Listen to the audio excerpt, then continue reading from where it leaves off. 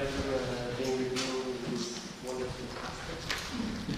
And so, since I have discussed with many of you in separate occasions aspects of the theory of BPS quivers and its applications to the study of the spectra of BPS particles, of protein quantum theories, as well as understanding of deformations on the Coulomb phase of CFTs, I decided to speak about that, which is, well, for me it's an old topic, but I think that for many people in the audience, these things are kind of new.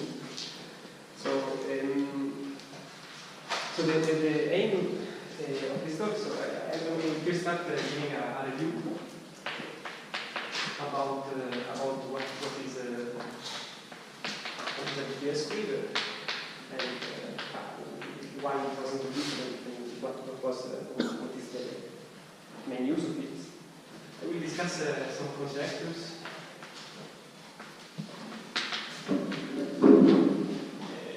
relating the properties of the BPS spectrum to ultraviolet properties that we can.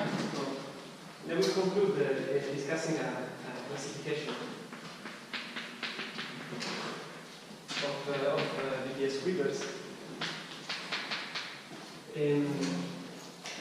That we have obtained a couple of years ago,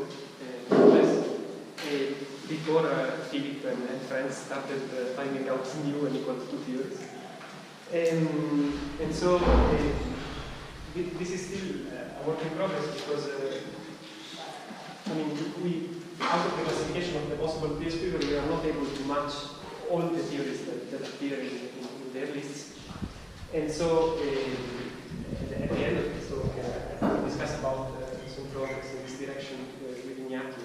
And so essentially, all of what I will say here is based on joint works that I've done with Sergio Ceccotti and other collaborators, along with which there is Simone Giacomelli and Ashok Sen, and also based on certain other papers by Clay Cordova and Murad Alim, Astrology, Raspoli, and Bach from Harvard, which were also based on previous works on geometric engineering and string theory. They will review. So this part, instead, like the part that we cover, is based essentially on what's done with Ceccotti, and the conclusions maybe is this other developments that I hope will lead to more satisfactory results. So, so the BPS quivers were introduced to address the BPS spectral problem.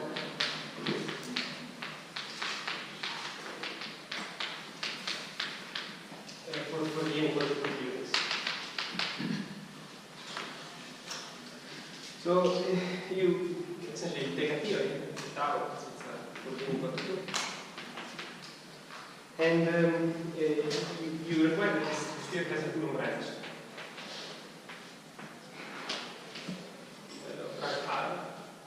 Now, in most of the talk, I will require that R is bigger than or equal than 1, but it is not, probably is not strictly necessary, and it has a clever symmetry.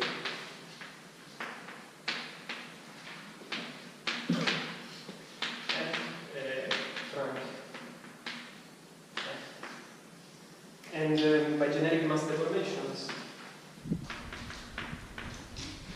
we can break it to the one today. Now we are interested in studying the BPS excitations of this model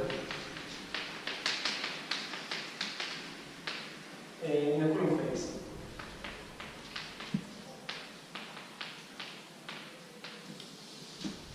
This means that the gauge group is broken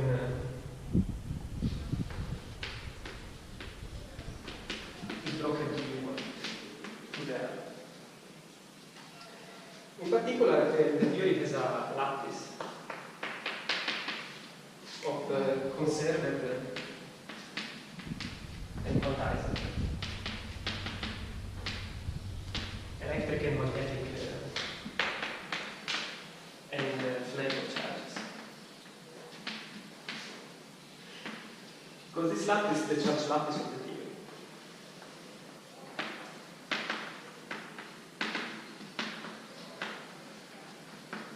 It's isomorphic to the K, where K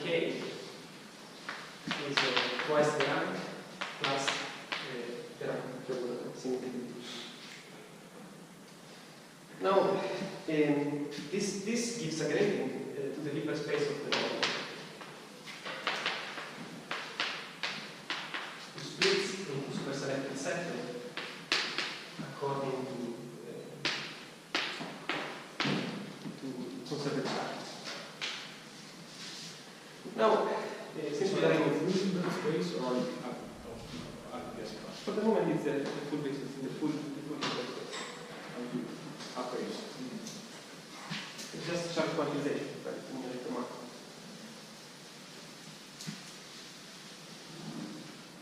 Now, since we are the Hilbert space is a representation of the protein equal to super R,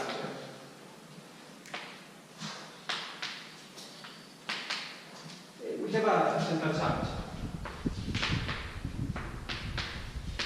And from the work of Lyman and Whitman, this is dynamically generated once we flow along the Coulomb branch or once we do non-mass deformation. And so it gives a map from the parameter space of our theory into the linear mass from the charge lattice into the complex numbers. This is because the central charge is very complex.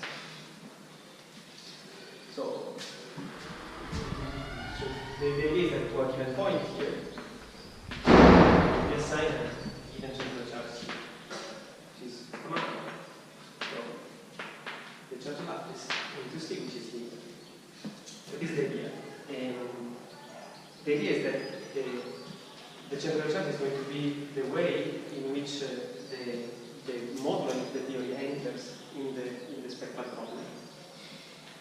And by parameter space, we mean the set of all parameters. So it's the space of all couplings,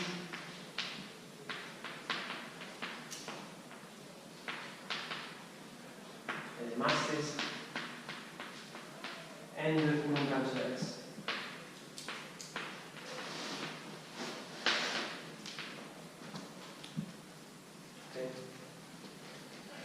So, since the Hilbert space of the model is a representation of this algebra, it follows that there is a BPS bound. So, I'm sorry if this is obvious for all of you who can skip. Maybe the set notation is just. So, what is the BPS bound? The BPS bound says that if I take the mass operator and then restrict it to my superselected set, charge gamma, then this is going to be greater than or equal the modulus of the value of the central charge at that point, which is essentially the modulus of VB restricted to the superselected set.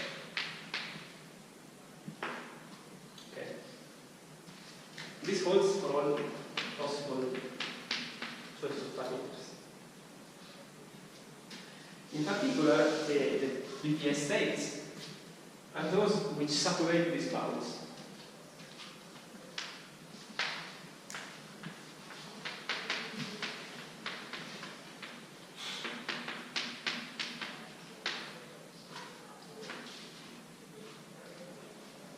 And this gives a way of splitting the superselected sector of the Hilbert space into a BPS part and a non-BPS part at every point in the parameter space. So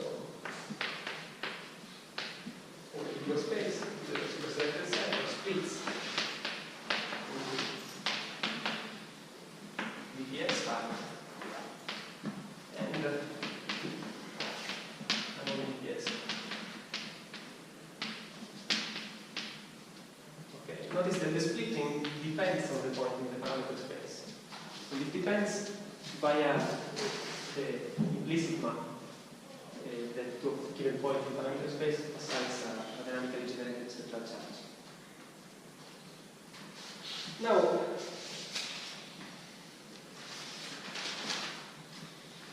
as a representation of the Lie group, we have an answer to spin, and then we have also an answer to R, a symmetry which protects the supercharges. And we have the structure of this hyperspace is slightly different.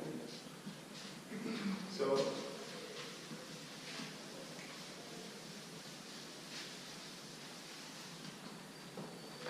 in a notation in which I use a notation in which I have a generator for the spin and a generator for the symmetry. And every part of it is obtained starting from the alpha.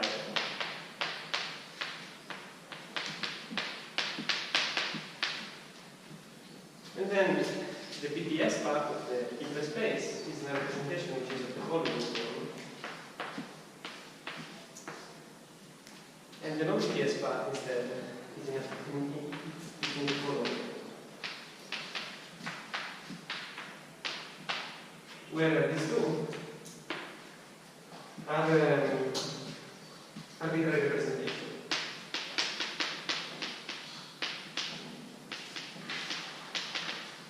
Of the two speeds of the spin J and the rest of the bar. And not necessarily irreducible.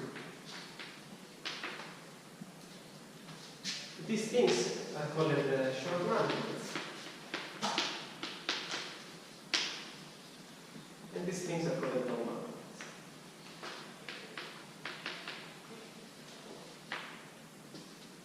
Okay? So, since we have this splitting, and since the PS state saturated is bound, their masses are protected because they are equal in value to the modulus of the general charge. And therefore, we can essentially define a spectral problem which is determining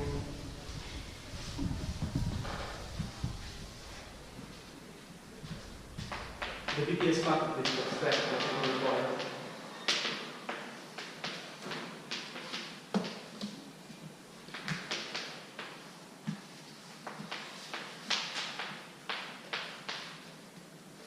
For a generic point.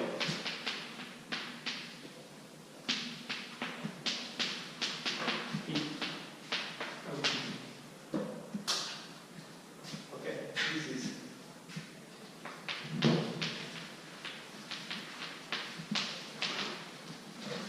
which essentially amounts determining these representations.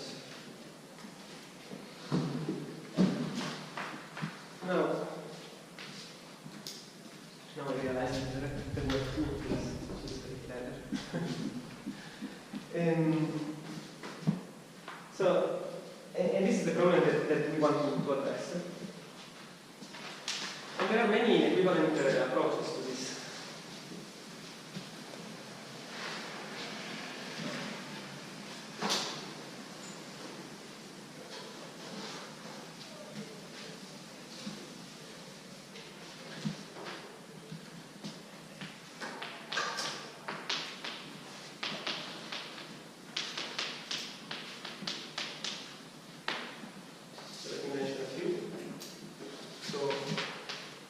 One is by using spectral networks.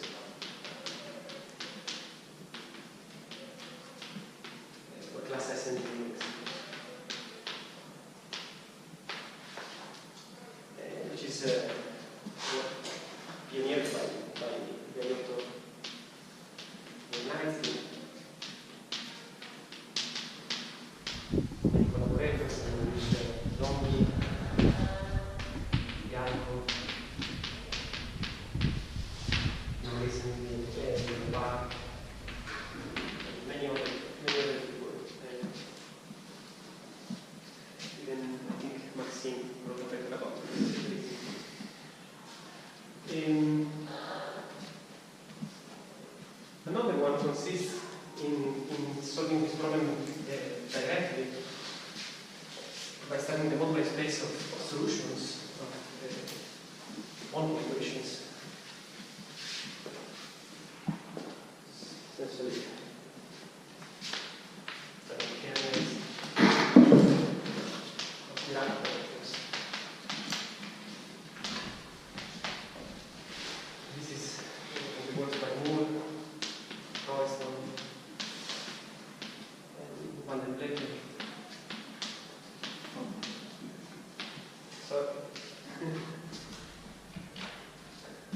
And then there is the one that we are going to discuss today, which is using supersymmetric quantum mechanics.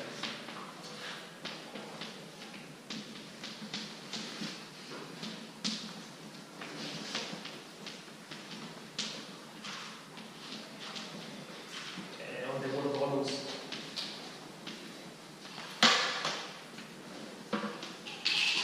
of BPS particles.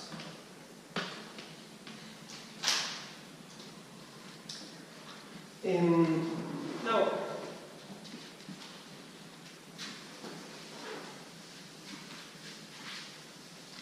this latter method is essentially the oldest of these, because it has roots in the geometric engineering of gauge theories within the string theory formalism. It was developed in the 90s by many of you. And so, at that time, this was first time this thing appeared was under the name of representation theory of quivers.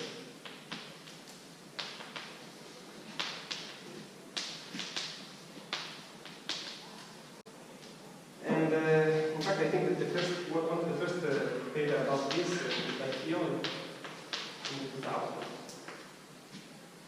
And essentially, using a quiver description of particle lengths, was able to recover the strong coupling UPS spectra of SU experiments. And these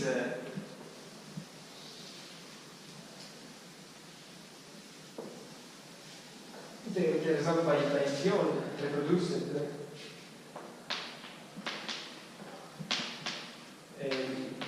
result for SU2 obtained by Saber in 1994, as well as the result for Rank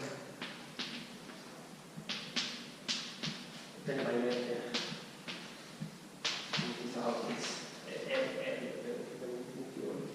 using the string techniques.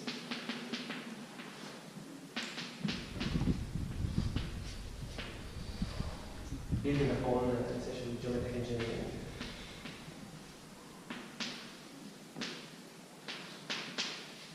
In particular, the version developed by Marco and Rafa.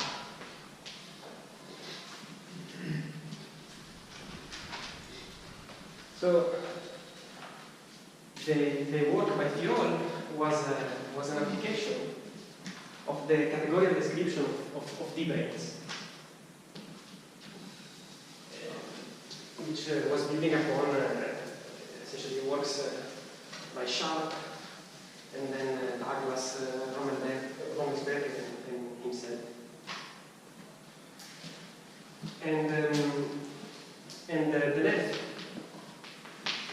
2022 gave an interpretation of this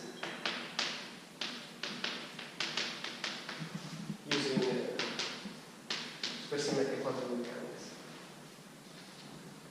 So the main physical input of all of this. Sorry.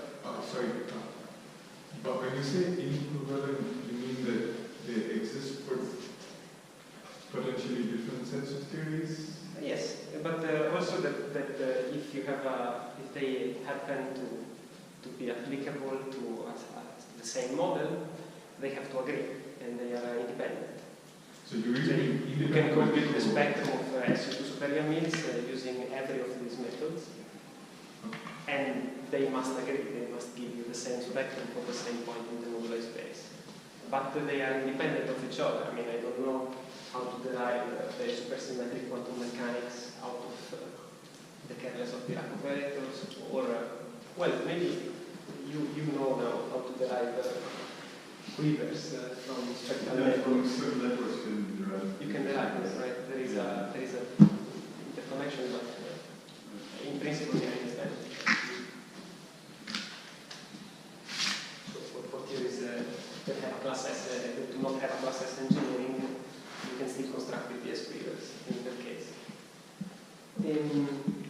But yeah, I mean, the reason why I emphasize that they are independent is that they give consistency checks, right?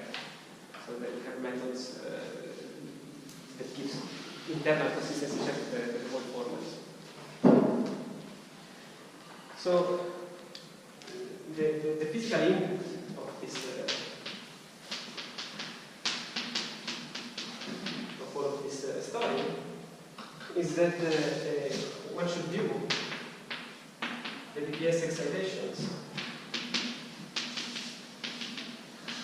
as bound states of elementary molecules.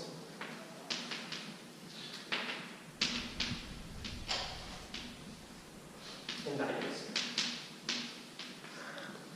which can go massless at some point in the counter space. And essentially, like, even if it sounds counterintuitive, because we are used to describe what it is here using the Lagrangian degrees of freedom. If one is interested in studying the PS spectrum, it seems easy to view the various BPS particles as bound states of molecules and ions. For example, it seems counterintuitive, but viewing the W boson of SU2 superior mix as a bound state of a molecule and an ion simplifies your life. And this is what brings us to the quiver distribution, because the dynamics governing these elementary constituents is precisely the quiver quantum mechanics that we are.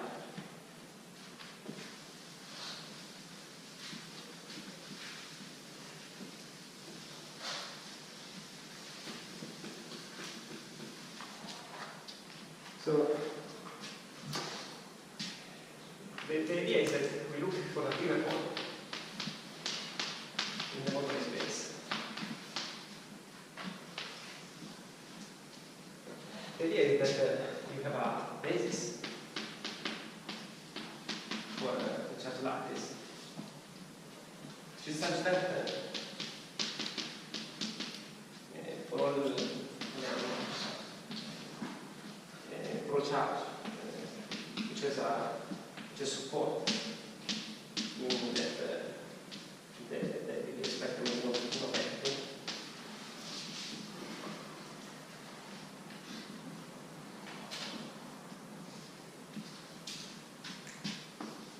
Then we can write it as a linear combination.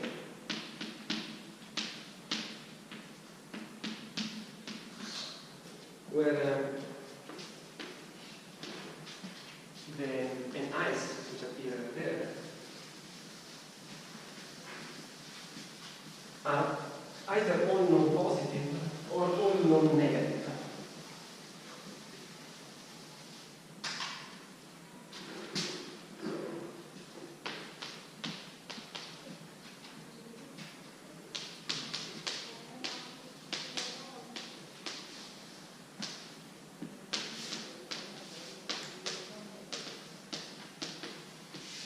In this case, we say that this form particles. And in this case, say they form antiparticles. Now the quiver point is a point which is you don't know whether a quiver point necessarily exists. No. If you want to be serious about this, you need to check.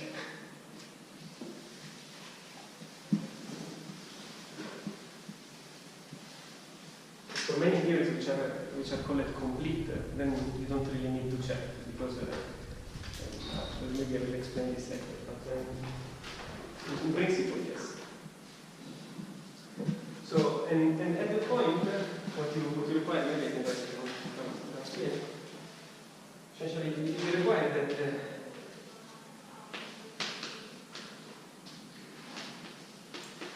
the argument of the basis elements are all aligned, almost aligned.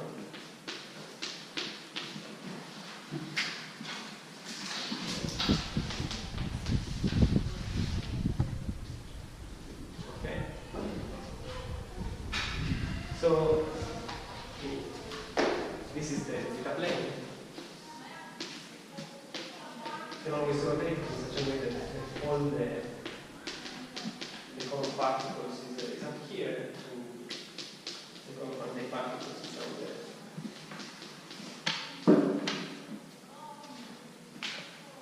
And in this case, you can describe the bound states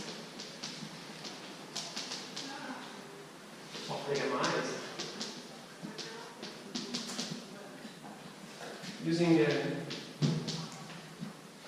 supersymmetric quantum mechanics with four supercharge.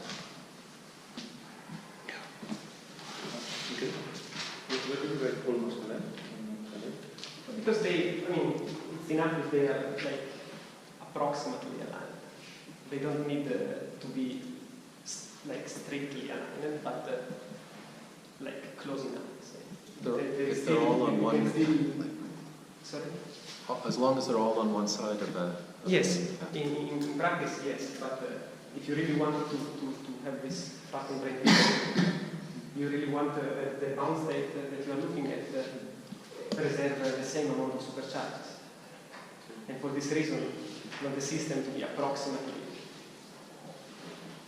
on the same line.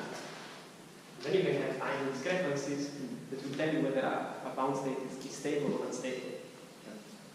And then what you will do is that you will argue that you can move away from this point. How much time do we have left? This means I have half an hour and then after the break. Yeah. Okay. Is the quantum mechanics of 522 or 0? I think it's chiral. Well, in fact, it is the one that you would get by reducing for n equal to 1. So it's probably 2. It's 2. Yes, in your language, yes. But still, the matter content is chiral. So the idea is that to a charge of this type,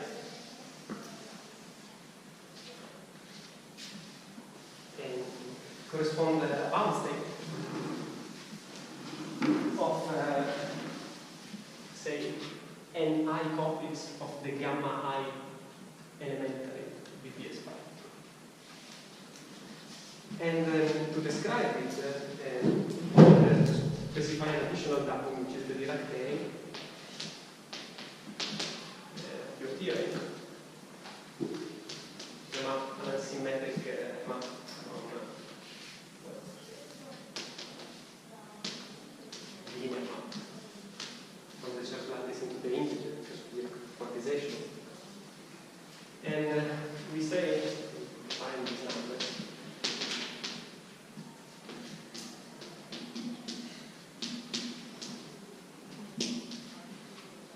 And this is another symmetric form.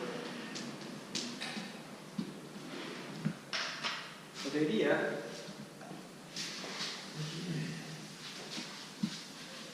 is that you have, let me keep this.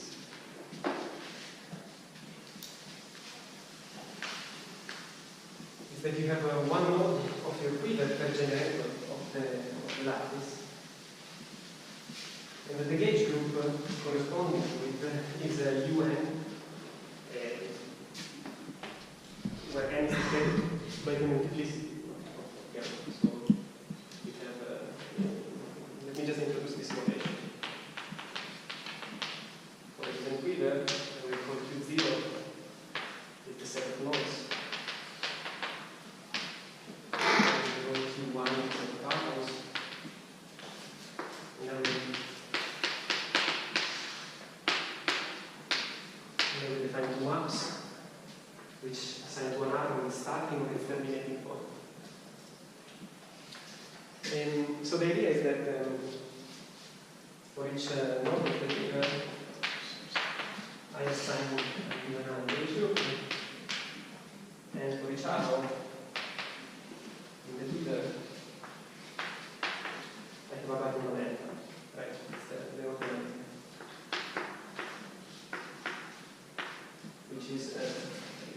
starting of alpha, then determining alpha. Okay. Can it be different from UN? Can it be different from the articles? This is precisely the point that I will touch later. But in principle, at this stage, no. The reason why this is so is that these models, the three brains, which are wrapping special Lagrangian cycles inside their triple, which are vanishing, and are rigid, so have the shape of an string. And your D3 brain has a UN age group, which is responsible for this. And this Dirac pairing, in that context, arise from the intersections of these vanishing special Lagrangian spheres. And at the intersection, we find the fundamentals, which correspond to the strings, which are stretched from one stack of brains to the other. So you said if you change the Dirac pairing, the form that you contract, and you can change this? Yes, the question is this general enough? Is this engineering general enough? And, so are you talking about the plain BPS indices or the plain BPS states or like small? at present, we are just speaking about the BPS particles. Okay. So does the framing will appear somewhere in the data of the paper? The framing is essentially given by the central charge. And if you want to go to frame BPS particles, then you will choose a central charge, which is such that one node has a very, very large mass. Do you have some innovations? Yes.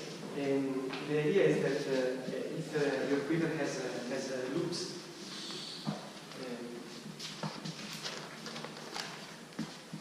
the quiver has loops, you can add a potential. And is the construction to the study? In principle, you should compute open string amplitudes. But In practice, it's too hard. in practice, it's too hard, and so what you do is you guess. There are clever tricks to check that your guess is correct.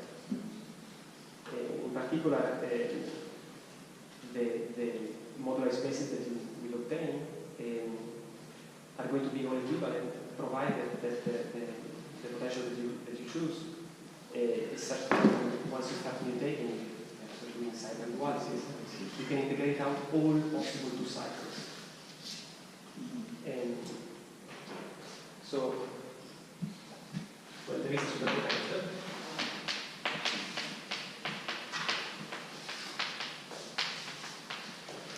And essentially, whenever you have a loop in your quiver, you can cycles that are external, then you can add to the superposition level, which is a trace of the gamma filter. And this would give you external relations.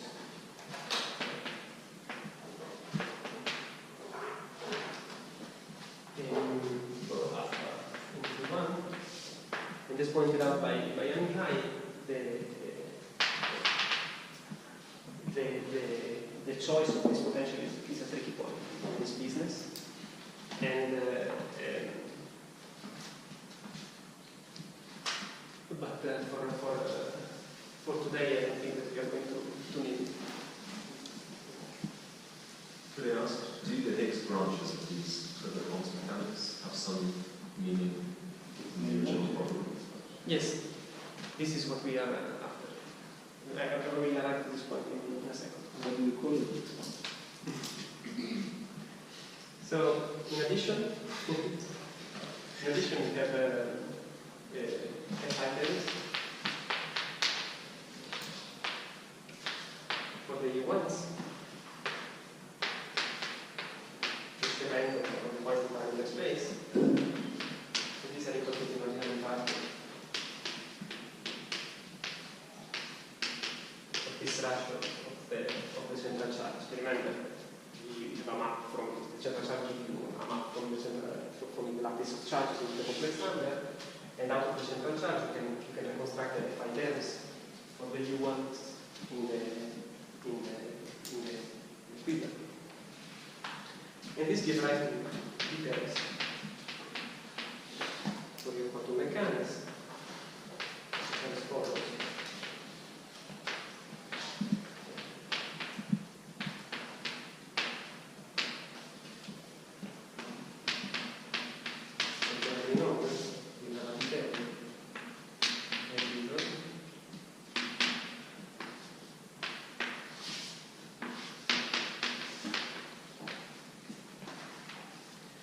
And now, precisely as Martin pointed out, the modulus space of vacuum of this quantum mechanics, the solution of the liter and the after equation, are the way in which we are going to decode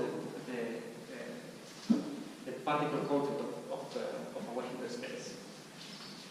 So in this case, you have something gauge fields and I don't know, it's a no Fermi number.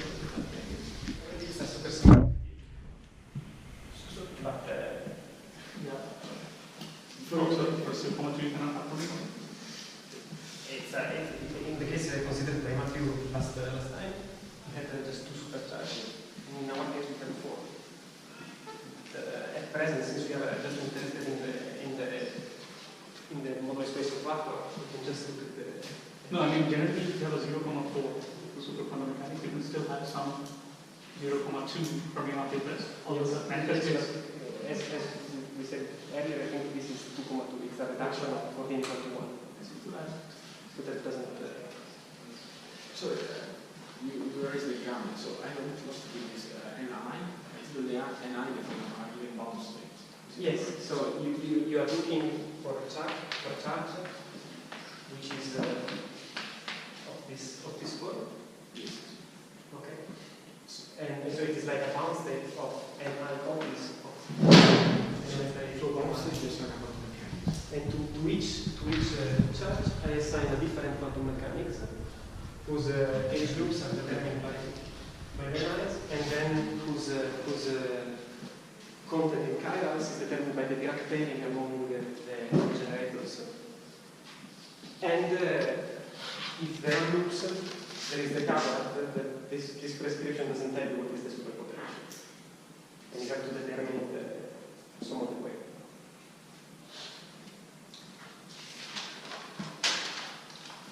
So the idea is, again, to track the details for a stability condition and a complexification of the gauge loop. And what this buys us is that you translate this problem into a problem in representation of the area of quivers, which was the original problem that you considered the same. So what is a representation of quivers? Let me remind you. It's a map from the quiver into the vector spaces that one of the assigns a vector space, which is n-dimensional, given that size to ni, the same ni we extracted from, and to every other it assigns a map.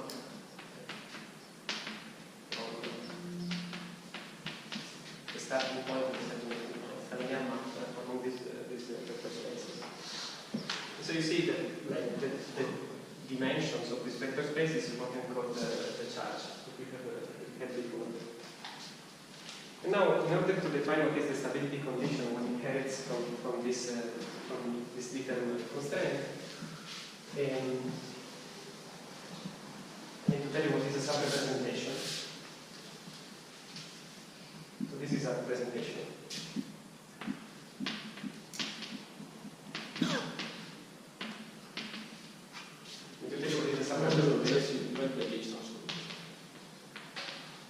Sorry? I haven't yet defined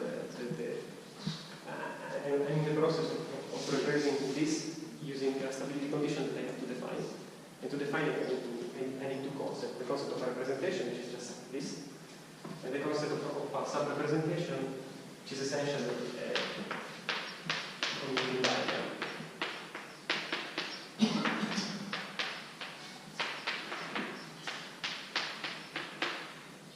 In such a way that all these maps are injected and all these compositions go in. Okay, this is a sub-representation. Now I can tell you what is the stability condition that replaces the following by Alistair King.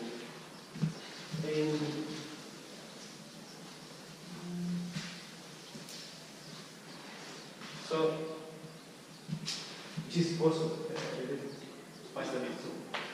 A representation is stable. Provided for a proper sub-representation.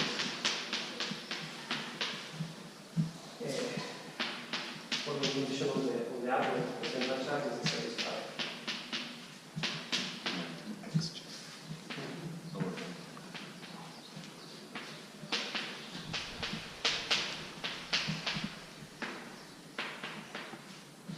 Okay, and here you put a less than or equal, then you get a semi-stable. Okay. Now, this is the stability condition. Okay, this is the stability condition that replaces the details.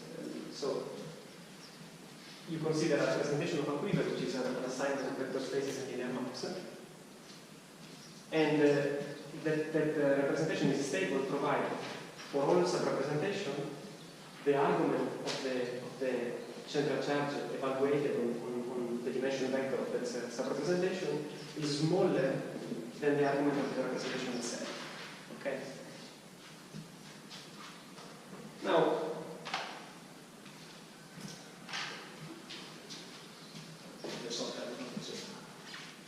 so dy, then you tell dy is an element of the lattice. yes. Yes.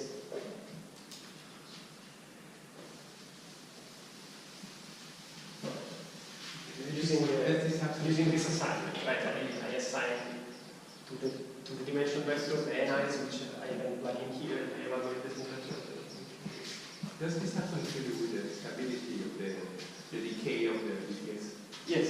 The wall crossing, right? This is exactly that.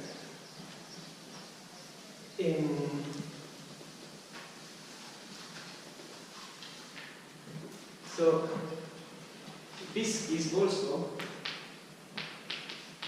by stability for planes.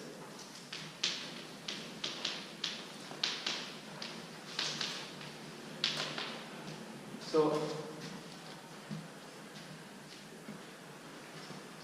this essentially tells you that your BPS particle, the original BPS particle you started with, is a stable BPS particle, is not going to decay, provided it is a stable representation. It corresponds, it's mapped to a modular space of stable representation. So you get a modular space because this is isolated in the, this reduces to isolated in this. yes, yes. So maybe just try to think about it physically. This inequality says that for any sort of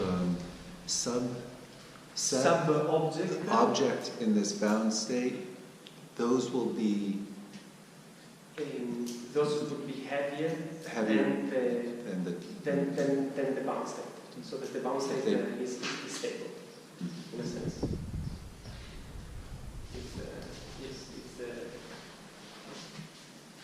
If you really can split the objects into two parts, this would be like the triangle equality. And how do you know that in this picture? Sorry? How do you know the functions that in this picture? And you compute it from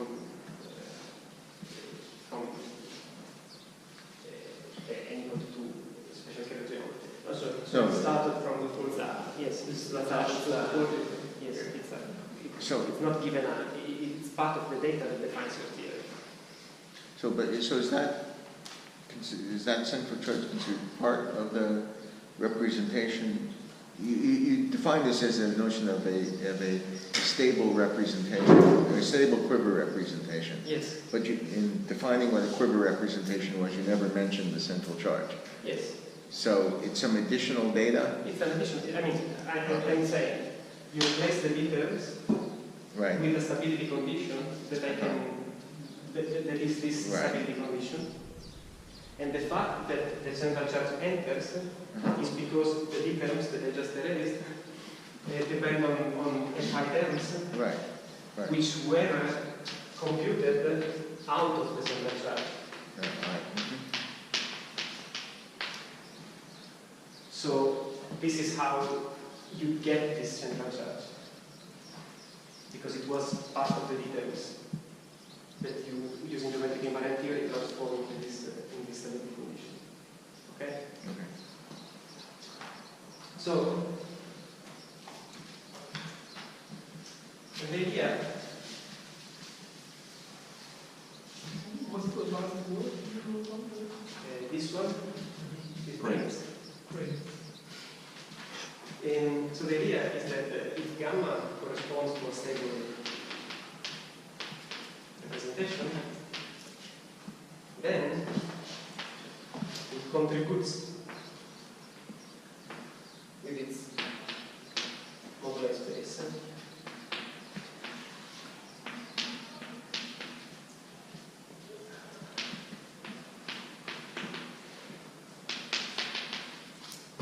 And which are such that also the terms are satisfied.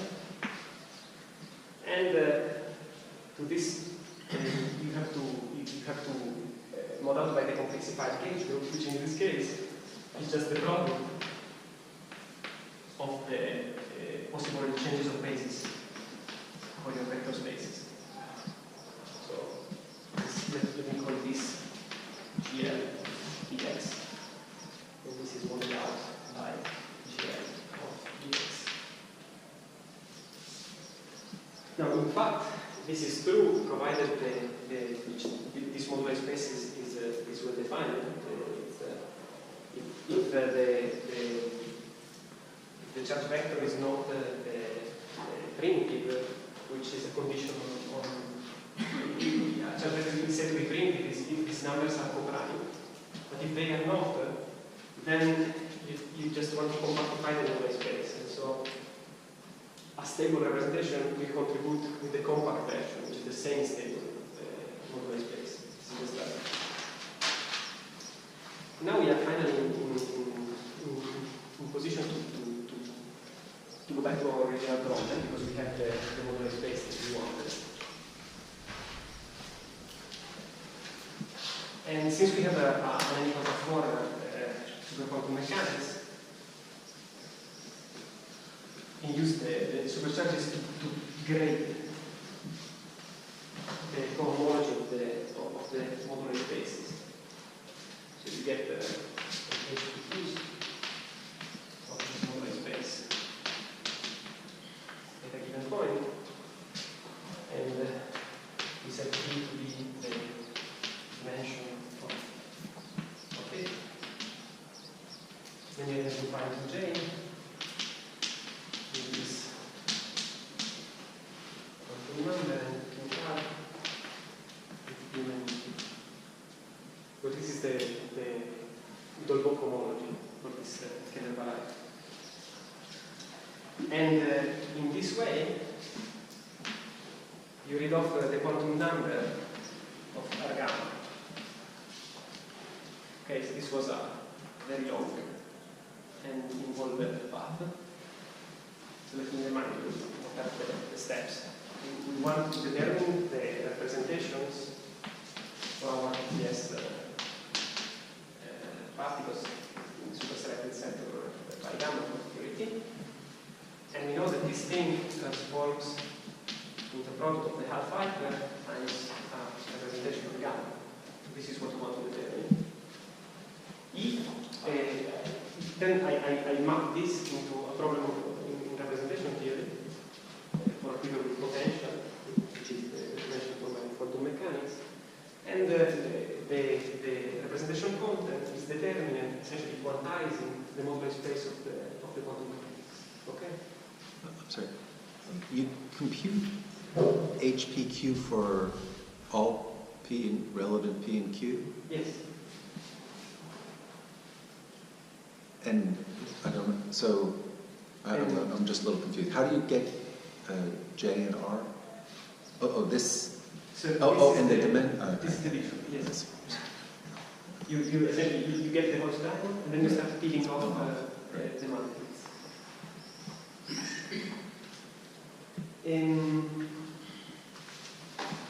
So, to give you a couple of examples so you can familiarize with this, and it's not so terrible as it seems. So, is that moduli space always compact, or only when you have a superpotential? For the semi-stable ones, it should be. It's not clear mathematically. But there are certain theorems by Marcus Reinke which address precisely this problem. And there's a strong indication that this works because of an argument that he has to derive the Koselich-Schweizer crossing formula. He finds that he needs to use the semi-stable representations for his argument.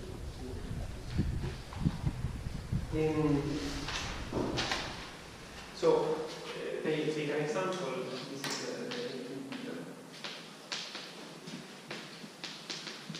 which indeed correspond to the A2 Stalin's theory. We have about so previous two. And in this case, we have all the possibilities. This or this. Okay. And you can easily see that you have a representation of this type. A representation of this sort is always going to be a sub-representation because 0 will commute with everything, and therefore if this is a subspace of that, then it will always be a sub-representation. And this sub-representation will be destabilizing in this we will be stabilizing in this and destabilizing in this regime because the central channels are linear in dimensions. And therefore, if you have a representation which has some support from this node, then it will either pull the charge of this representation in this direction or in that direction with respect to this one. And so, in this stability condition, the only two stable representations are this one and this one. And in this stability condition, instead you have another one.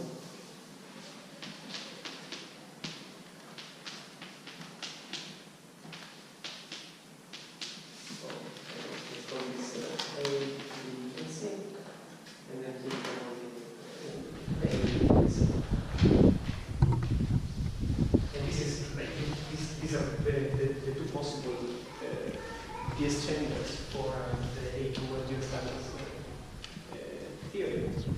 And if you consider the modular spaces of this representation, you can see that by rescaling this coordinate, you can always set the value of this angle to be 1. And so the modular space is always a point. And in this case, you just get the singlet because a point is no homology. And so in all these cases, we have a gamma which is 0, 0. And so we correspond to mathematics. And this is a general feature of the geostatics theories of type A1G. That the BPS spectrum is always made only of pure mathematics. In a sense, says why these theories are so similar to free theories. They are like the angle of in the context of non-Lagrangian theories, non-Lagrangian equal to 2 theories. These are like the closest to free. And then as another example, if you have another arrow here, you get the IC2 figure. The figure for IC2 superior. And again, in this stability condition, you just have two BPS particles which are rigid. But now, if you go here, you have a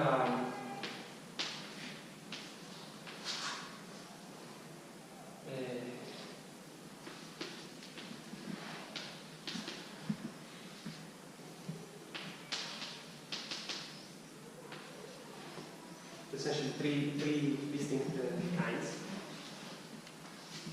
These ones and these ones are rigid, and this one has two possible arrows, and rescaling the coordinates, I can just set like 1 to 1 and the other one to a point in P1, which says that when I quantize its modular space, I get a 1,0 representation. So this is a vector manifold.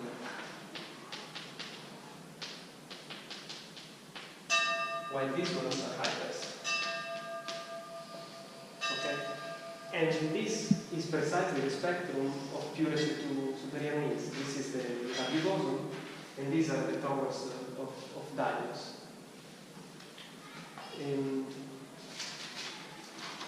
And as let me just conclude with a remark. As Manuel pointed out, this is how wall crossing is encoded in this formula. So, as I emphasized before, this BPS hyperspace depends on a point in the modular space and in the parameter space.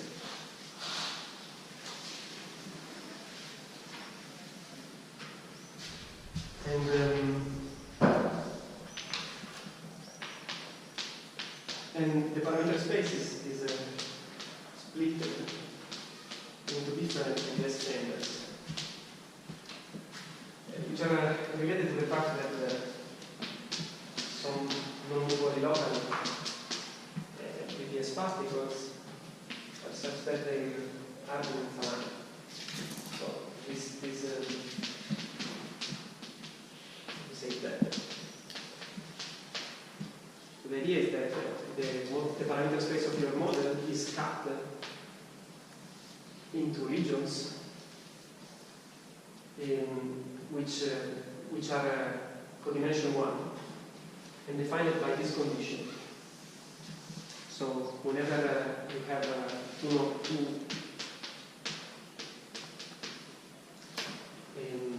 whenever you have two mutually non-local BPS particles which are in the spectrum, and that's such that they are aligned, then one such transition or syndrome can occur, and your BPS spectrum jumps discontinuously. This is well known. This is how it occurs in this form. So I think my first hour is up. And so in the next hour, I will essentially briefly review how from this property one starts looking for wall crossing invariance. And I will briefly discuss the relation of those with the Schur index, and then I will carry on to the third part. So we are like more or less in the middle of the second.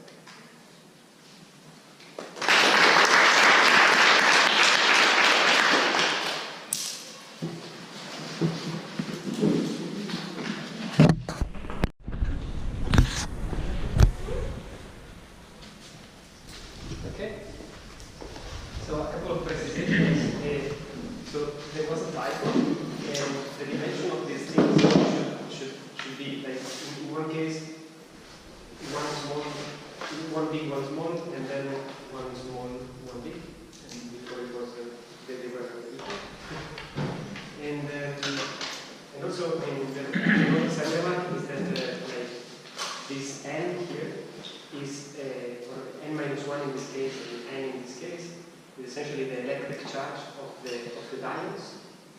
And this is because the electric charge is proportional to the dimension vector of the W boson. Okay, so these two represent the towers of diodes, and this represents the W boson, and this is the weak coupling chamber, if you wish, of SU2 superemits. And this is, in this case, the strong coupling chamber, in which you have one monopole and one diode. And in this case, you see that the W boson is indeed a bound state of the monopole and diode. So, this is an instance of wall crossing, and in general, wall crossing occurs at walls of marginal stability.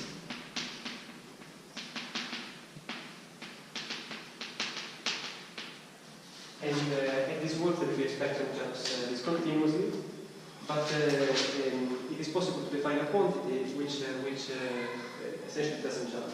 And this allows to derive this so-called wall crossing formula.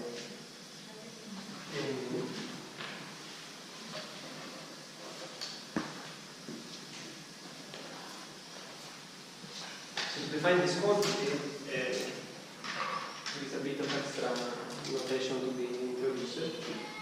So it is the following. To every superselected sector of the Hilbert space, we can assign a thing that is called a protected spin character.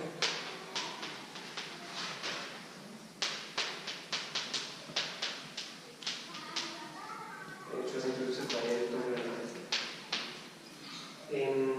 This thing is essentially the trace of the gamma of J minus 1 to J and then minus y to J plus I.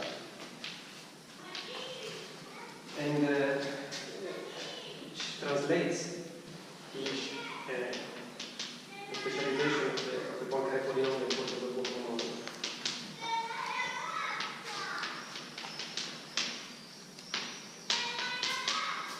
Where small HPQ are the dimensions of this model, this cohomology. And this can be expanded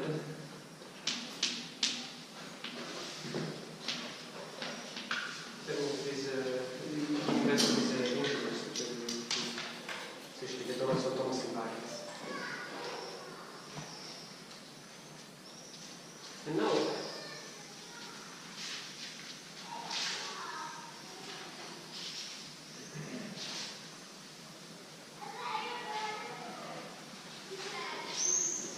quantities, one has to introduce two formal things. One is a set of non-commuting variables.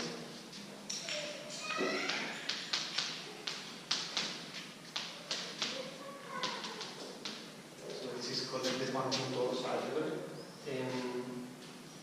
This is the Dirac pairing, and you have a generator for every vector charge in the lattice. This is just a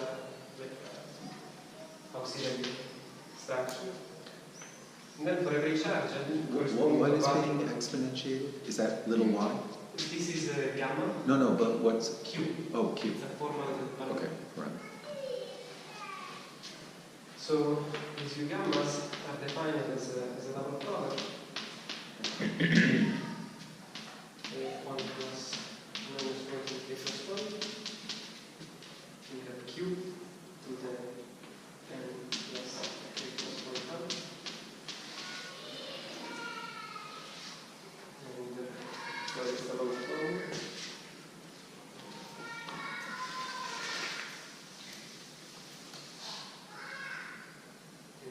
And so gamma.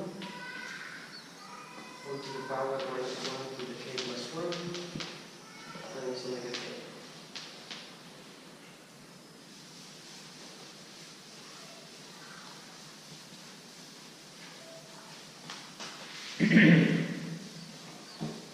For all particles in the spectrum, generate an element in the quantum torus algebra. This U gap, okay? Which depends on the protected spin chart in this way. So now, define a quantity, which is essentially the product ordered in the argument of the central charges evaluated on the corresponding particles of this U-gap mass. And this quantity is called, well, you can call it for D-model or KS operator. KS stands for conservation solid. And the idea is that the conjugacy class of this product within this algebra is a walk crossing invariant. And from this you can extract the walk crossing formula that relates the spectrum that you compute in one chamber to the spectrum that you computed in another. So if my theory has a given point, say in this BPS chamber, then like out of that I can still compute, I can still determine in principle the spectrum of the other chambers from the knowledge of this thing by performing the corresponding walk crossing, which essentially amounts in commuting this U-gap. So what, I'm sorry, I just missed it. What is invariant under wall crossing? N The itself? conjugacy class. Oh, the conjugacy class. Okay. In particular, if you take the trace of this thing, it is a walk crossing invariant. And indeed, it is the quantity that relates to the Schur index. So, in particular, if you take, consider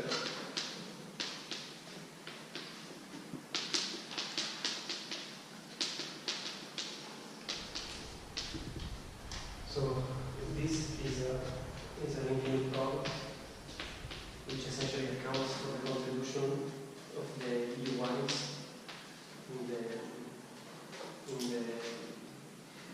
communities, and this is the distance that accounts for the interacting part of the spectrum.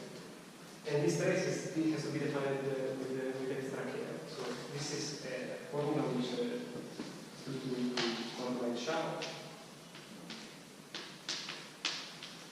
And the prescription for this trace was then developed in with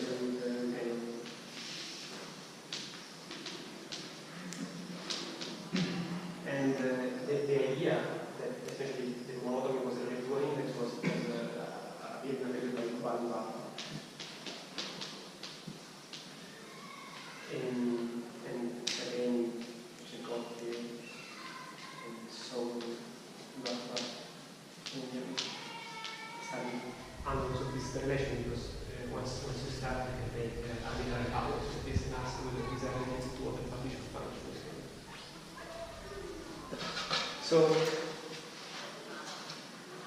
in particular, this gives a relation among these operators for CFDs and the bottom character of the chiral algebra that we talked about.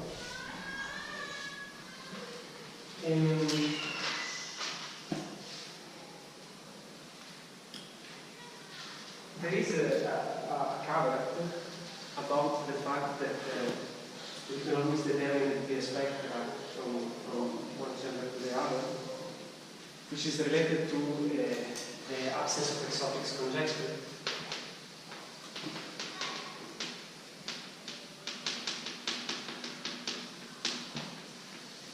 So you see, this is related to a remark that calculated in the note listed by Max. So out of this thing, you can reconstruct these indexes, but the indexes do not know about the whole Hilbert space. And that happens, however, in this case, if your gammas are always singlets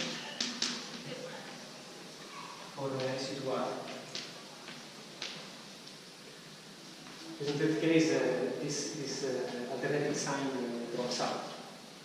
This would mean that also that the cohomology of the corresponding quantum mechanics are always diagonal, which was, which is something non-trivial to show. I mean, if you take an arbitrary quiver and compute this number space, you won't find that the cohomology is concentrated along the diagonal.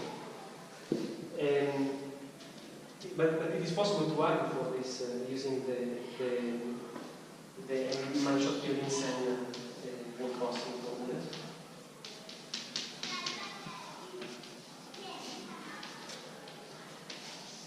What are those names? I'm sorry. Manshot-Piolinsen wall crossing formulas. They are able to compute wall crossing formulas for the generating function of the full Poincare series with two fugacities. And out of that, out of the crossing properties of these polynomials, you can essentially argue for this, provided that you find a BPS chamber which do not have exotics. So they cannot be produced by crossing. But this, however, assumes that you have a quiver point. So the BPS wall crossing formulas are valid if you have a quiver description. Okay. And this is a caveat that I put out in my paper with a shock of a couple of years ago. So there is a subject which arises if some non-BPS particle becomes accidentally BPS. And if that is the case, then there is the possibility that there exists other types of walls in the Riemann space, at which the spectrum that you compute of the quiver can change. Exotic particles are produced, but still the invariance that you compute this protected spin charger remains the same. So what's the definition of exotic here? It's a singlet of residual. No, that's non-exotic. That's a non-exotic. Non-exotic. Yes, So yes, exotics are just ones where our gamma has transform non-trivially with respect to residual. Okay. So in particular, if you take a non-multiplet, so this is more or less.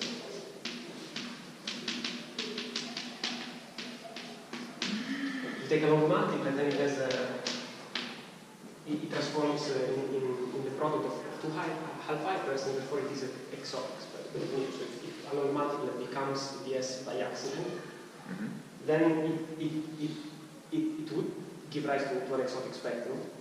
But that would happen along a codimension 1 line or something similar. Real codimension. A real codimension 1 line.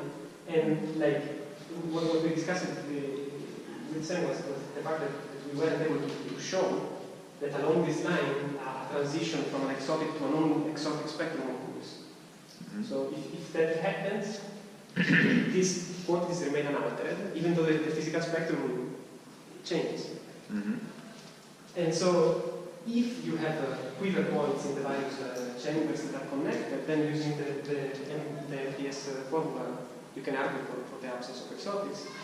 In particular, for superior mean theories, we were able to show slightly stronger property. But in order for this to be the actual BPS spectrum, some more work needs to be done, and I think that Kortova and Mitrescu have some arguments based on field theory for this. But this is a small caveat, just that this wall crossing formula, what they compute for you is this omega k, these ones. So you can reconstruct the protected spin chart, but the spaces are something more. We can how true, how general is the argument? No example theory. So this thing is, it requires, the thing that I told you, requires that you have these quiver points in various chambers. The argument that Clay and Thomas have should be valid for theories that have metasomos stress energy based. But I don't know what is the status of that. So was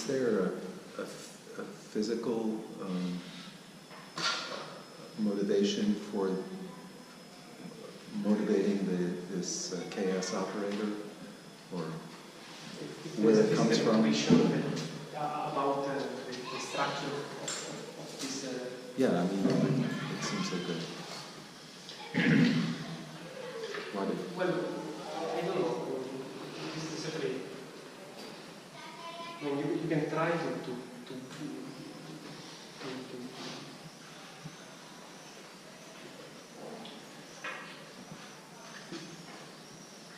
So if you specialize to the case of hypermultiplets, so all these omega k's are at zero, except for one.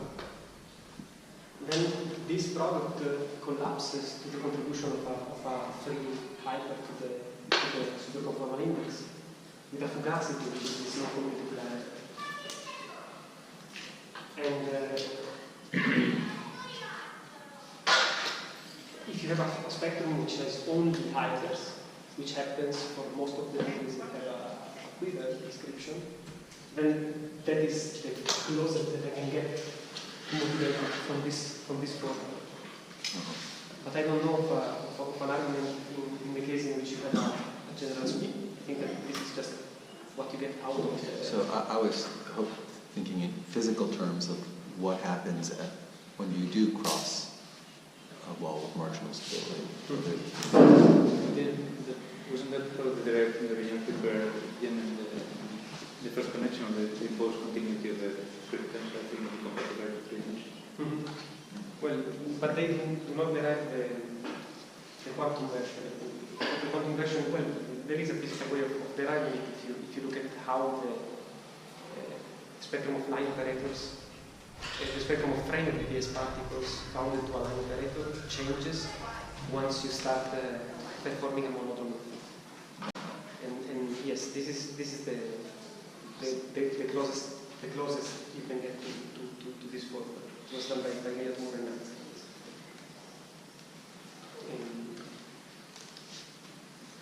So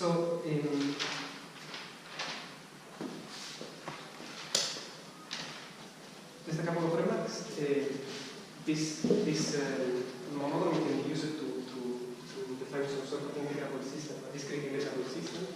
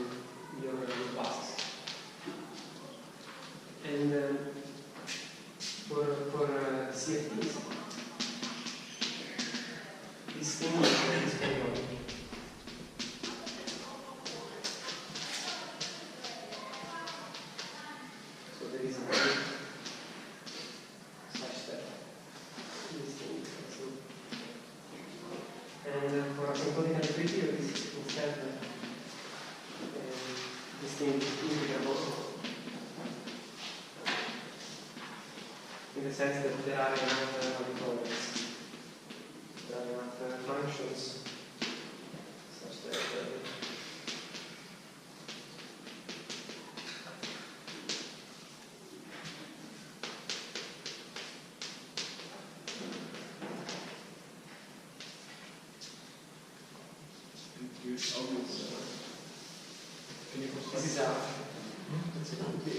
this is a project. A conjecture. Yes.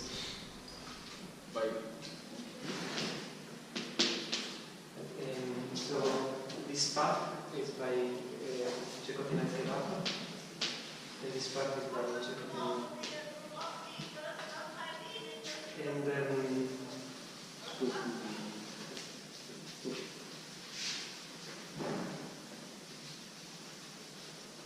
so it is possible to address it, and this was done like the second part was done for supergamma theories, and the paper that I wrote with Girafici. And this part is going to be discussed in the part 2 of the project.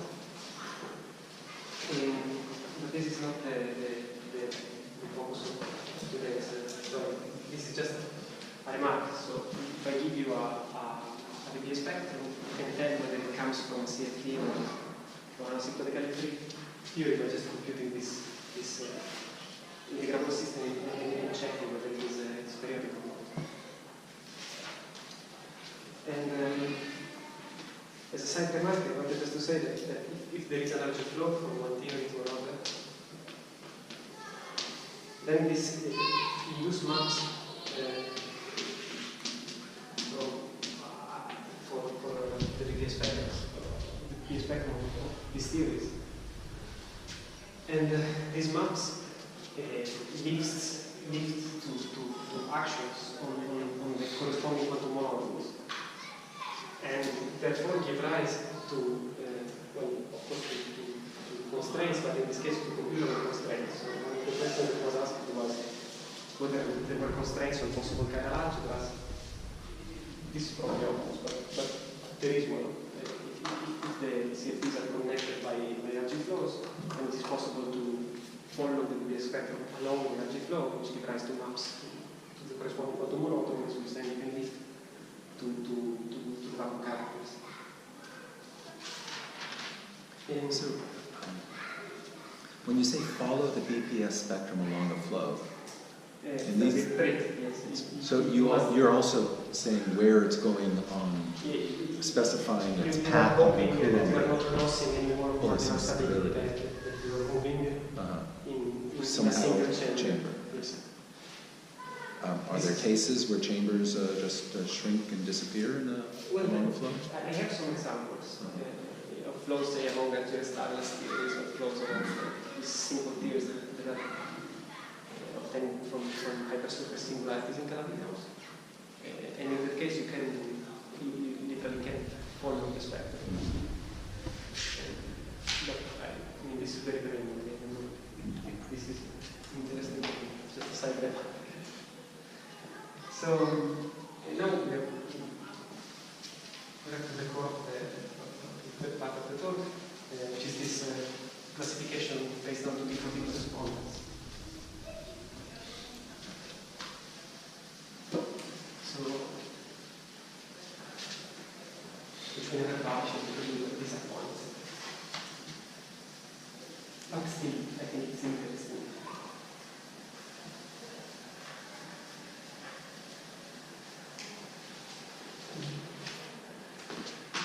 So,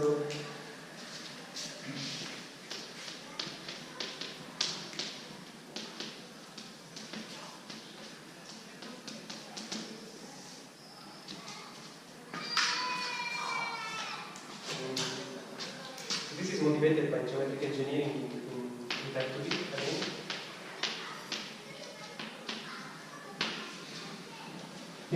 The idea is that you start from a parallel people, this you give rise to what you want, to common to worship. Let's see how to do. But then we decouple gravity and with the geometric engineering, this amounts to decouple a degree subsector, which has a greater than 1. Therefore we're left with a theory.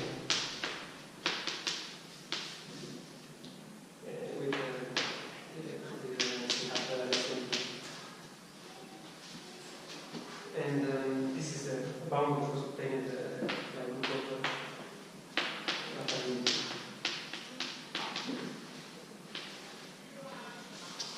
and generalized by Schopenhauer.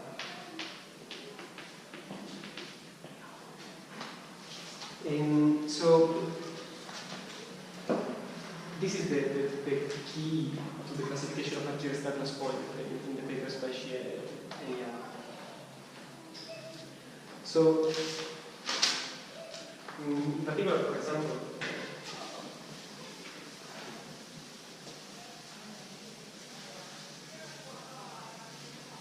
consider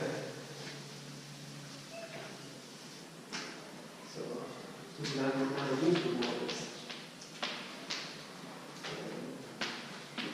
Superpotential like this.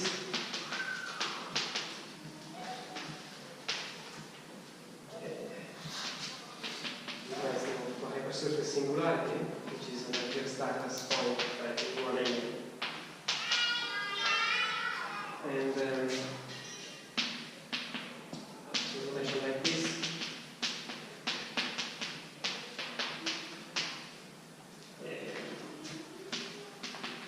To our hypersurface, which is the one that corresponds to the geometric engineering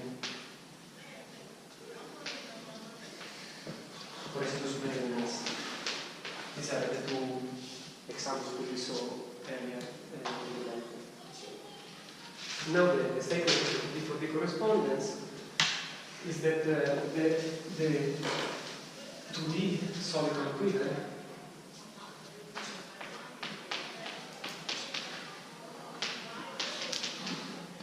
is for this group.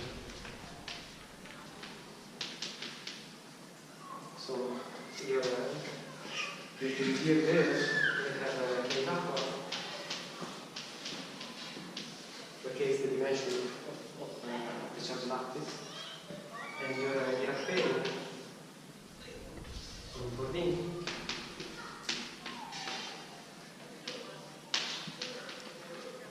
becomes a structural process where this one is the solid matrix.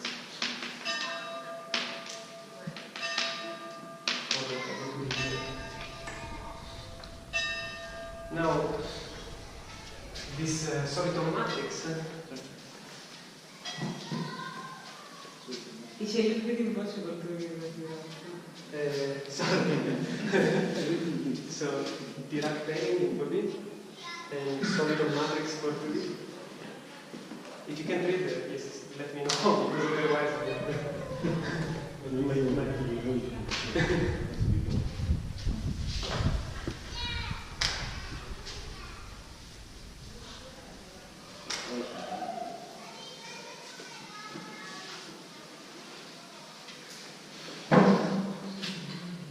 so this soliton matrix S is related. This is also called the Stokes matrix. Stokes matrix for the utility star. So in that formula, the arrow sort of goes one way, because the symmetric part of S drops out in determining P. S is upper triangle. Upper triangular. Oh, I see. So It there's. has one on the diagonal, and it is Okay. upper triangle. Gotcha. I see. Okay. So there's no Yes. lost information. Yes. Thanks. Okay. Well, So S is related to the 2D model. Which is, if you wish, a quantity that was discovered way before the 4D monodromy, but has similar properties. So it is a 2D crossing invariant. And it's defined by this formula. This is the total alpha.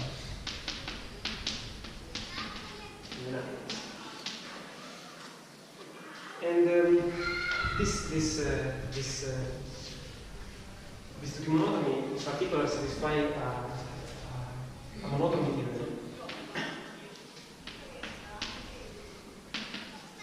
A strong monodromy theorem. By Greek. But it says that there is always a K, and in our case, an N, which is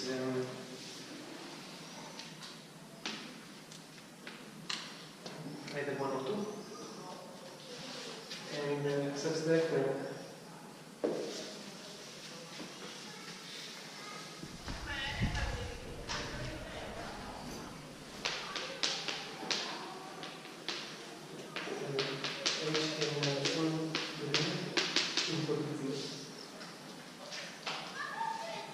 And so, you see, the vast majority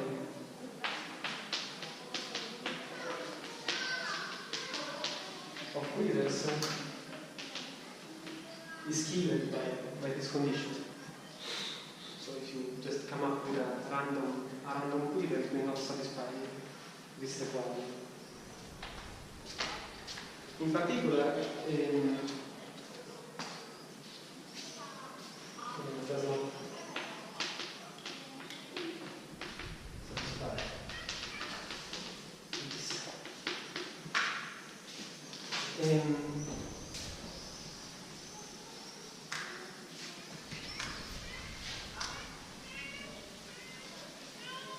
There is more to this story. So the spectral polynomial of this operator, this is all in the works of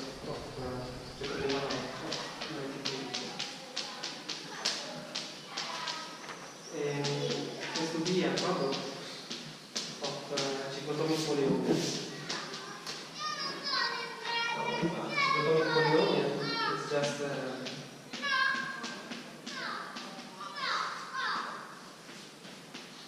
product of polynomial which has zeros at the roots of unity which correspond to position which comply with that. And in particular,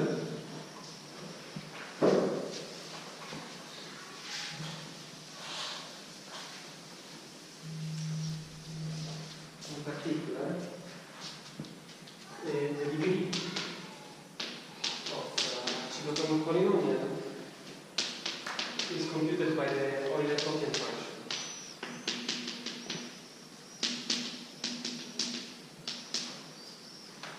Which satisfy various bounds, but in particular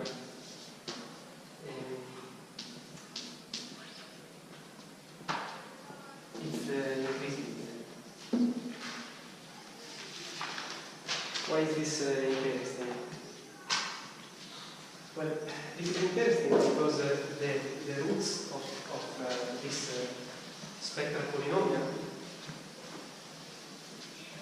are associated to the Ramond charges for the operators in the chiral ring of the 2D theory, which are in turn mapped to Coulomb branch operator dimensions. So the roots of this polynomial are this form.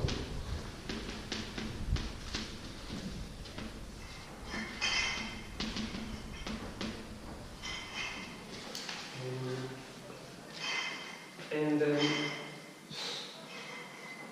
are many sets of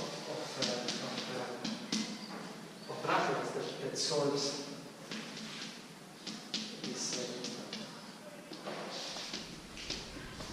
but they are constrained. But the ones we are after are constrained.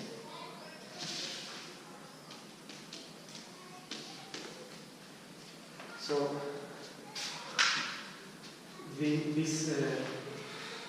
this Bitten bound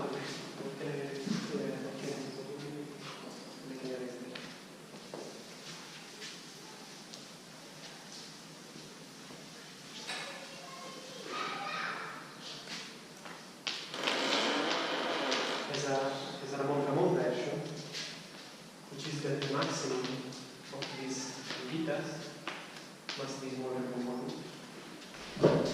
Then there is the DPCT, which implies that for a beta which is different from 0, if the beta is in the spectrum, then minus a beta must be in the spectrum. And then there is a level symmetry. So remember that we have a our lattice of charges contains also flavor charges. And if I have a Dirac pairing and I have a flavor charge, it must lie in the right. So since it is a flavor charge, it is not charged neither electric nor magnetic. And this entails that they, using the fact that B is S transpose minus S, that this equality holds, and now by composing, I get that they are in the unit space of the original order. And therefore, if I look at the polynomial, and I know that my theory has a flavor symmetry of F, remember that phi L is bounded. I can always write down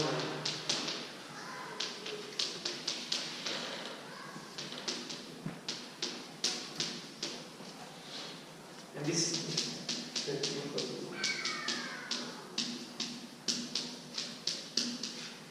and now this is a polynomial of rank 2R. Okay? Because the number of zeros of this polynomial is equal to the number of backward to the theory, which is equal to k, which is the rank of our charge lattice. We have killed the flavor charges because they contribute just one, and so we are left with a polynomial of rank 2R. Moreover, using these constraints, we can always reorganize the set of L beta which solve which give the roots of this thing, and in this way, in such a way that you have a spectrum is ordered.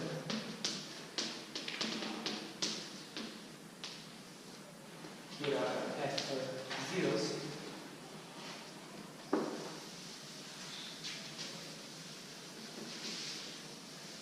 Remember, these are like the spectrum of the things equal to pi I QI, right? So these are the QIs, or zeros.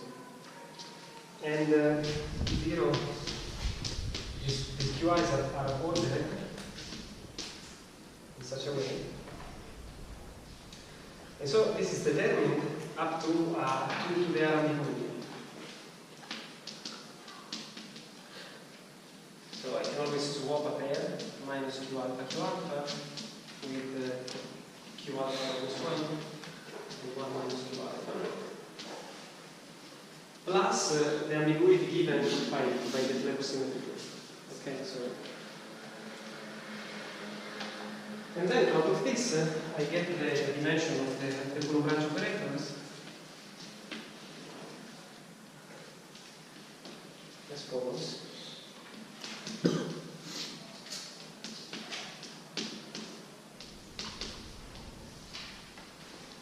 And this is just a consequence of the usual geometric engineering. So, if we consider, for instance, the case r equal to 1,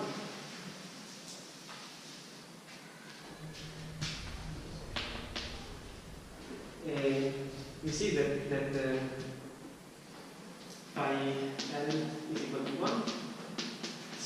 This was the thing that controlled the degree of our cyclotomic polynomials. So that is equal to 1 only for L equal to 1 or 2. And that is equal to 2. You can only if L is equal to 3, 4, or 6. So you see this is a polynomial of rank 2R, so if R is equal to 1, we are looking to see if X a polynomial of rank 2. Okay? And these are the only integers which give rise to cyclotomic polynomials which are compatible. So the only possible C of X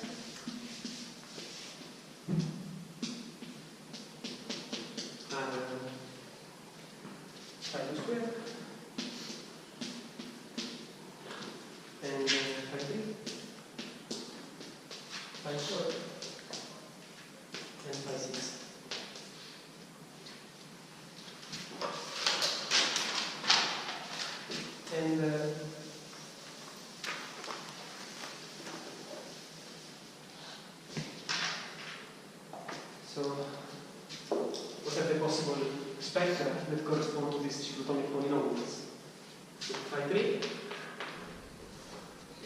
corresponds 1 and minus 1, 3. And 2/3 minus 2/3. And 4. And then say, well, you can just write the first one, and the one is just minus. And 3 over 4. And then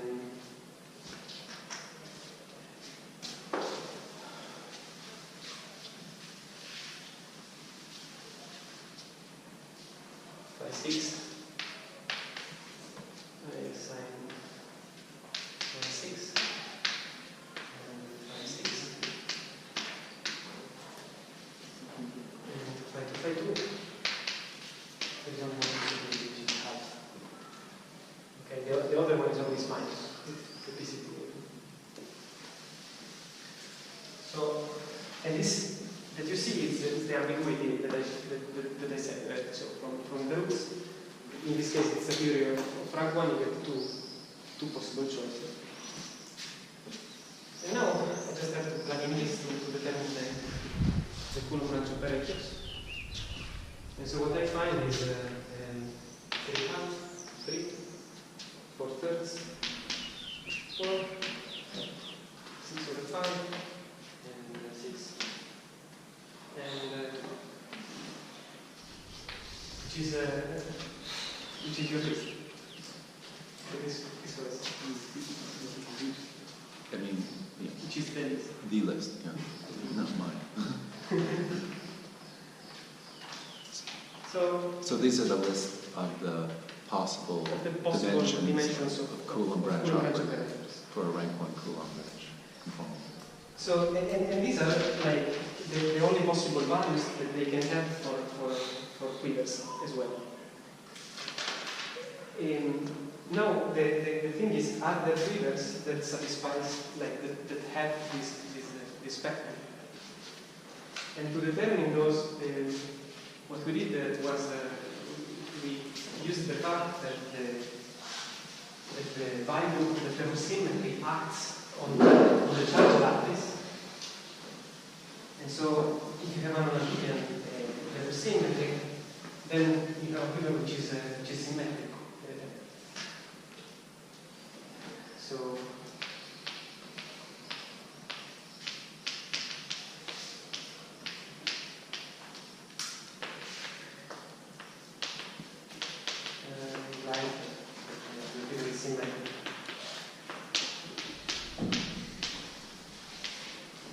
this is just a rank 1 theory. So our answer was just take the numbers here. And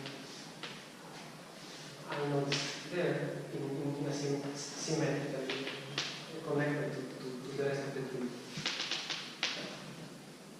So if you compute the P of x for this configuration, you get 0 minus 1 to the f, where f is the number of R-type nodes, and times x times squared plus x, and then we have m squared plus f to the side minus 2 plus 1.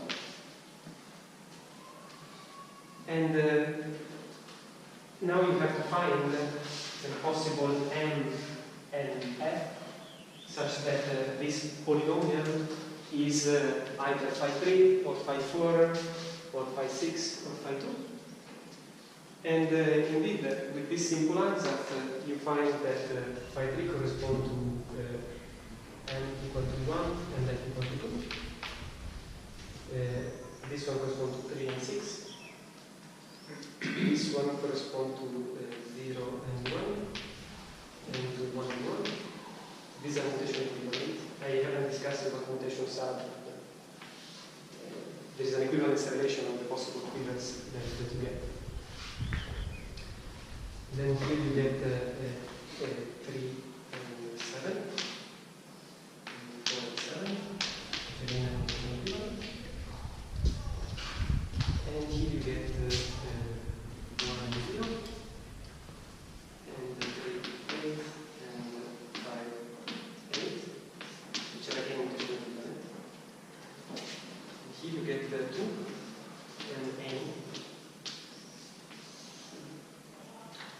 NF. But only for F equal to 4, the monotony operator, so only for F equal to 4 you get a 2D theory which is also which has a monotony which is out of 1, which has no joker bounds.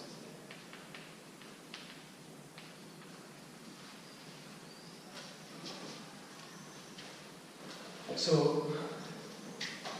if one looks at the corresponding quivers, one sees that so F is the rank of the flavor symmetry, and so this is the quiver for before Argyres Douglas, this is the quiver for E6, Milan Meshansky, this is the quiver for it is A3. So it's not D4 for the top one. It's D4 Argyres Douglas. I see. And this is E7 so this would be A2 and this would be E8 in So one can ask, well, let's try a more general answer. This is very simple. We've got this is SU2 and F24. And you get any F because the other ones correspond to SU2 with arbitrary numbers of flavors. So those are still like allowed.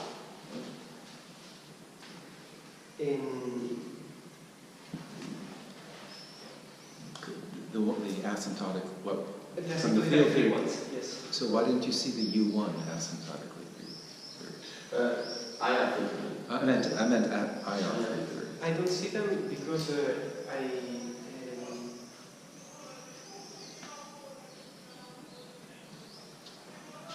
I need an Onadigian gauge group to have a BPS quiver to write down a BPS quiver. So for example, the U1s along the Coulomb branch, they do not appear here.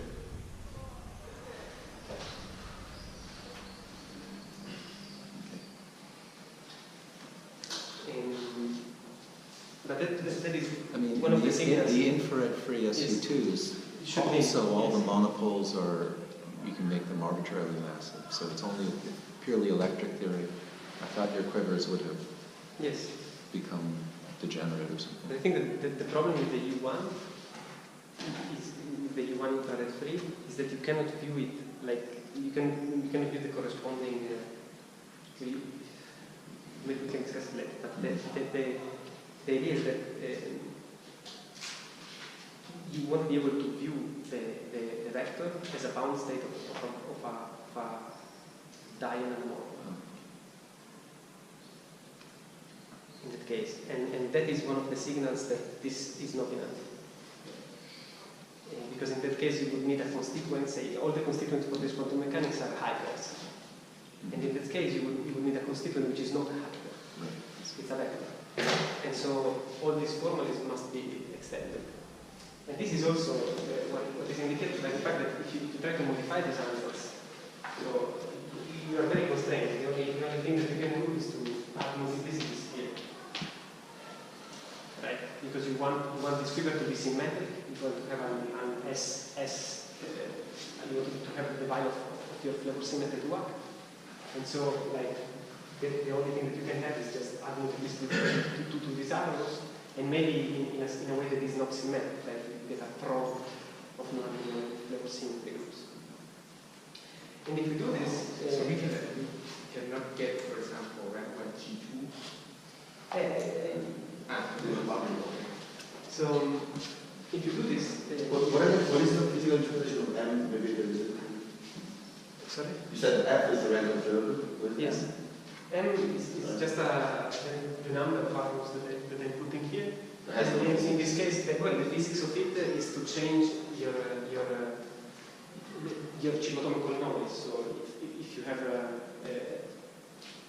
M equal to 3, the larger flavor symmetry groups are allowed. If M is less than 3, you see there are essentially two possible values, right? M is either 3 and Before. well, this 4 is a really secret mutation equivalent to this 3. And this is also like this 5 is mutation equivalent to this 3. So either it is 3 or it is 1. And that is what that gives some room to play with the rank of the flavor symmetry group. So the two information are connected. But there's not connected by the requirement. But it doesn't. There's not a direct in the CFTs. Direct. Yes, it relates the dimension of the Ramon operators for the 2D set. For these not related to the lattice, it's not somewhat. It's the Dirac pairing. It's the Dirac pairing of those two constituents.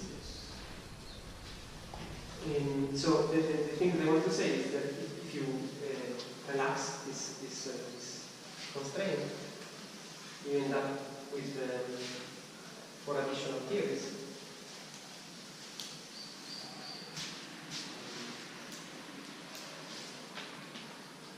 Still here you have 3 arrows. And then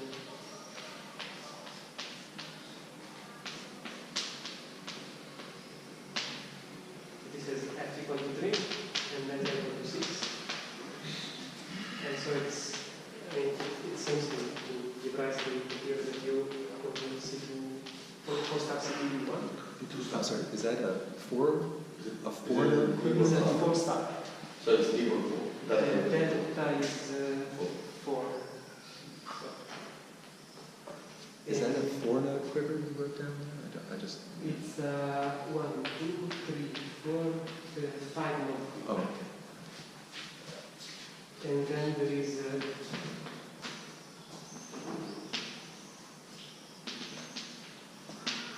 sorry, could you say you relax with function? and you allow, you see, in this case, you allow to have multiplicities in results, but still you have a symmetry, right? So here I allow the multiplicity, but I can switch this. And this has equal to 2. And this is that equal to 6. So it's C2. And then How do you know C2? Not G2. it's a longer story, but I can tell you. No, but you know that it's C2. Yes. And this one has f equal to 5 and equal to 6. So again, this C5. And then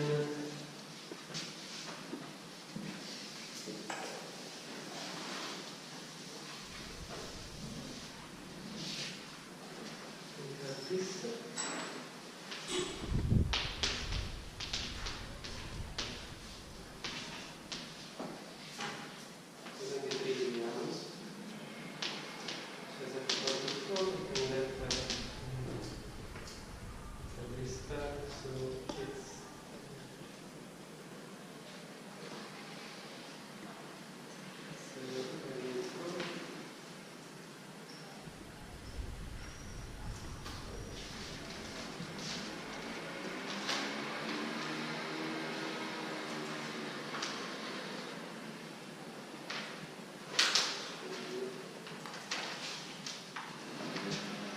And then we have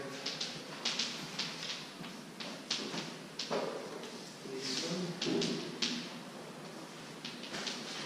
which is just an equal to slash this. But that's it.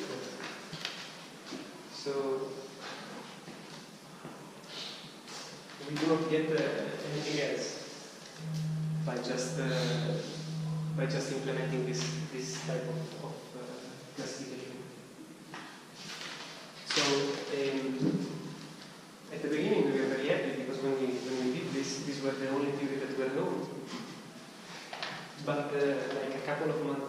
before we put this out, many new models appear. And so this suggests that all the formalism that I discussed to you today, which is like the state of the art of this thing, needs to be extended, because out of it you won't get all the theories that we know exist. And for sure, like, if this theory admits a Coulomb branch deformation, then we have BPS particles, and this BPS particle will be described by supersymmetric quantum mechanics. And so there are two types of constraints that one can relax. One is, as was pointed out by Philip earlier, we are in this story, we are implicitly assuming that all the gamma i's are rigid brains.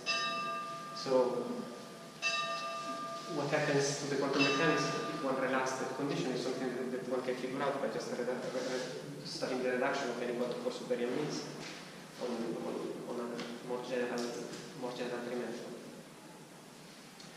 And then the other thing that we are assuming is that we are assuming that all the gauge groups are of type UN, as was noticed before by Lopadov.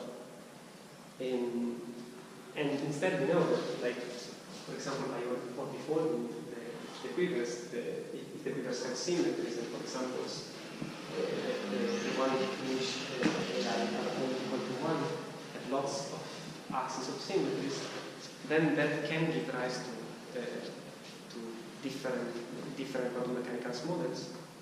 And like as an exercise with Wozniacki, we checked that at least like the possible default of the quivers that correspond to E8, and of the ones that give rise to 2 stars here, at least in number, much with the full list of Philip, Mario, and their collaborators. However, I mean, while the dictionary is well developed for this class of theories, for more general quantum mechanics, the dictionary needs to be modified and rewritten, because, I mean, for example, there will be less finite posterums, the stability needs to be worked out, and so there is lots of work to be done. You said, sorry, you orient before the quivers, so you put, like that one, you can do it 2 ways, right? Yes, but the real question is, are all possible orientifold that I have in my head allowed or not? And for that, I need to take these quivers that come out from this classification and these answers and realize them in a proper string theory model to check on the model which possible orientifold projection are permitted. So I'm not sure that all possible orientifold that I can imagine of one of these quivers would give rise to a compatible, to a consistent theory. And that's it.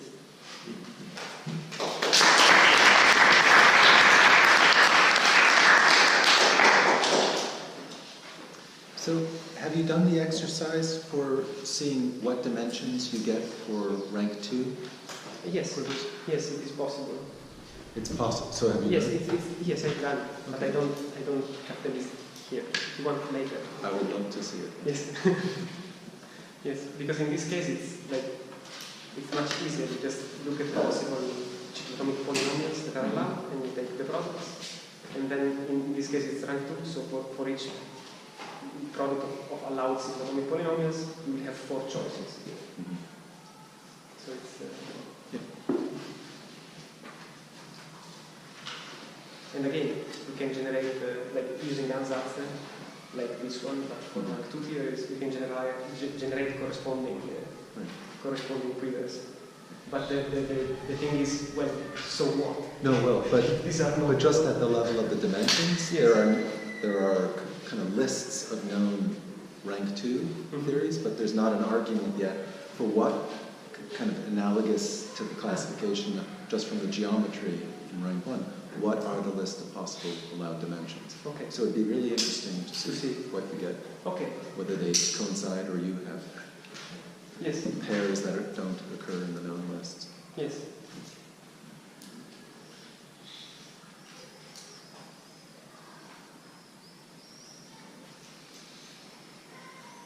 Well, let's thank Michele again.